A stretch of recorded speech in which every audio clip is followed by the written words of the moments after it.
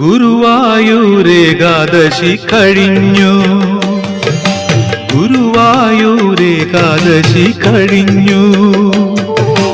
അരുവികൾ യമുനകൾ ആയിരം കൈവഴികൾ അലതല്ലി ഓരോരോ വഴി പിരിഞ്ഞു. ഗുരുവായൂരേകാദശി കഴിഞ്ഞു. ഗുരുവായൂരപ്പൻ എന്നോട് ചോദിച്ചു, വരുവാനെന്തിത്ര വൈകി, നീ മാത്രം വരുവാനെന്തിത്ര വൈകി. ഗുരുവായൂരേകാദശി കഴിഞ്ഞു.